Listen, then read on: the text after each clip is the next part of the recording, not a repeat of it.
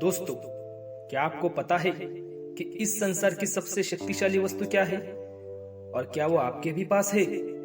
और अगर है तो क्या आप उसका प्रयोग करना जानते हैं? आइए इस कहानी के माध्यम से इन बातों को समझते हैं। एक दिन गुरुकुल के शिष्यों में इस बात पर बहस छिड़ गई कि आखिर इस संसार की सबसे शक्तिशाली वस्तु क्या है। कोई कुछ कहता तो कोई कुछ। जब पारस्परिक विवाद का कोई निर्णय ना निकला तो फिर सभी शिष्य गुरुजी के पास पहुंचे।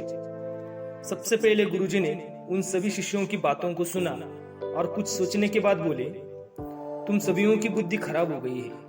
क्या ये अनाप शनाप निरर्थक प्रश्न कर रहे हो? इतना कहकर वे वहां से चले गए। हमेशा शांत स्वभाव रहने वाले गुरुजी से किसी ने इस प्रतिक्रिया की उम्मीद नहीं की थी। सभी शिष्य क्रोधित हो उठे और आपस में गुरुजी के इस व्यवहार की आलोचना करने लगे।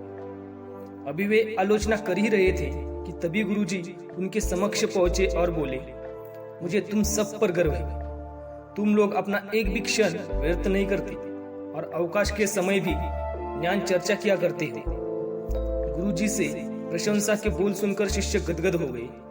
उनका स्वाभिमान जागृत हो गया और सभी के चेहरे खिल उठे।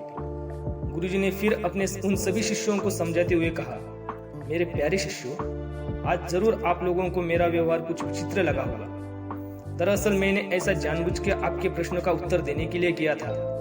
देखिए, जब मैंने अपने प्रश्न के बदले में आपको भला बुरा कहा तो आप सभी क्रोधित हो उठे और मेरी आलोचना करने लगे। लेकिन जब मैंने आपकी प्रशंसा की तो आप सब प्रसन्न हो उठे।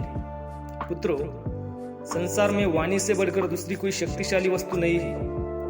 वाणी से ही मित्र को शत्रु और शत्रु को मित्र बनाया जा सकता है। ऐसी शक्तिशाली वस्तु का प्रयोग प्रत्येक व्यक्ति को सोच समझकर करना चाहिए। वाणी का माधुर्य लोगों को अपनी ओर आकर्षित कर लेता है। गुरुजी की बातें सुनकर शिष्यगण संतुष्ट होकर वो लौट आए और उस दिन से मीठा बोलने का अभ्यास करने लगे। फ्रेंड्स, हमें इस कहानी से ये सीखने को मिलता है कि हमारी बोली या हमारी वाणी बेहद शक्तिशाली होती है। जरूरत है इसका सही प्रयोग करने की। यदि हम अपनी बोली अच्छी रखते हैं और अपनी बात बिना औरों को ठेस पहुंचाए हुए कहते हैं तो ये हमारे व्यक्तित्व को संवारता है और हमें लोगों के बीच लोकप्रिय बनाता है।